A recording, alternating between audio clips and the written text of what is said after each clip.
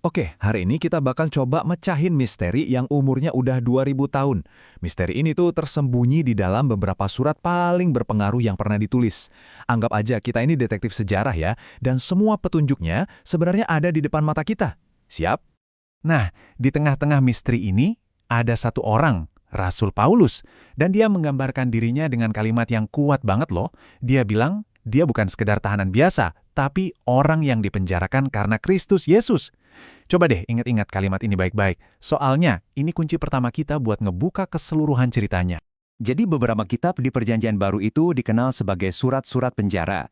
Kenapa? Ya karena ditulis dari penjara.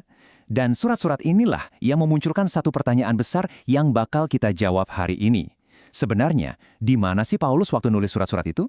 Surat-suratnya itu ada Filipi, Kolose, Efesus, Filemon, dan nanti ada 2 Timotius juga. Coba bayangin deh, 5 kitab ini ditulis pas dia lagi ditahan. Beberapa karyanya yang paling dalam, justru lahir dari tempat yang paling sempit. Dari balik jeruji besi, kata-katanya itu bisa mengubah dunia. Keren banget kan? Nah, ini dia teka-tekinya. Kenapa sih Paulus nggak langsung aja bilang dia lagi di mana? Kalau lokasinya penting, kenapa nggak ditulis aja gitu? Aku lagi di kota X misalnya. Nah, gara-gara inilah kita jadi kayak detektif yang harus nyari-nyari petunjuk tersembunyi di dalam tulisan-tulisannya. Oke, sebelum kita cari tahu di mana lokasinya, kita perlu paham dulu siapa orangnya. Maksudnya, gimana sih cara berpikir Paulus? Karena pola pikirnya inilah yang jadi kunci buat ngerti kenapa dia kayaknya nggak terlalu peduli sama lokasi fisiknya. Buat Paulus, di penjara itu bukan berarti misinya selesai, bukan kemunduran. Justru ini kelanjutan dari misinya, tapi dengan cara yang beda aja. Dia tuh benar-benar nerima kondisinya, ngelihatnya sebagai kesempatan, bukan halangan.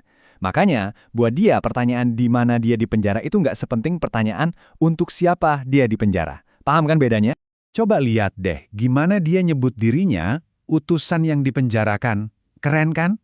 Dia menggabungkan dua hal yang kayaknya bertolak belakang. Dia itu utusan, kayak duta besar gitu, tapi kebetulan lagi dirantai. Statusnya sebagai tahanan sama sekali nggak mengurangi panggilannya sebagai rasul.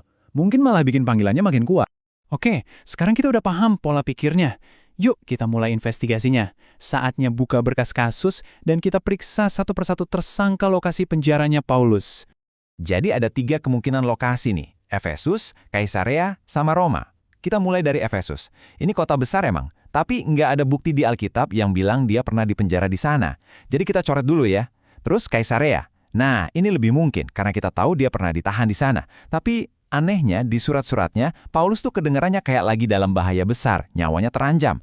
Dan suasana di Kaisarea kayaknya nggak segenting itu. Jadi, semua petunjuk ini mengarah ke satu tersangka utama, Roma.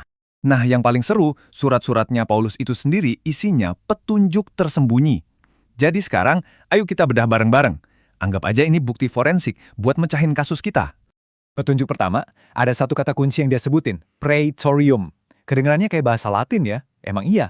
Terus apa sih artinya praetorium ini?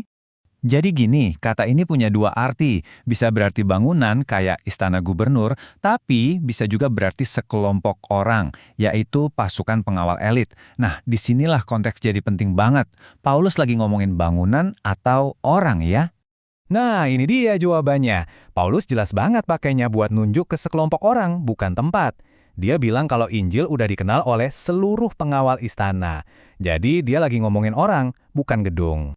Biar kebayang skalanya, di Roma, pengawal praetorium itu pasukan elit yang jumlahnya sekitar 9.000 prajurit. Tugas mereka, melindungi kaisar. Jadi ini bukan sekedar satpam biasa ya.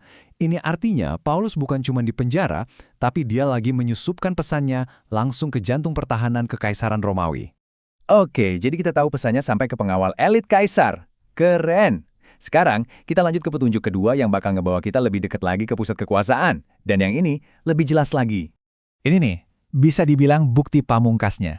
Paulus secara terang-terangan ngirim salam dari orang-orang percaya yang jadi bagian dari istana kaisar. Ini koneksi langsung loh ke pusat kekuasaan Romawi, nggak bisa lebih jelas lagi dari ini.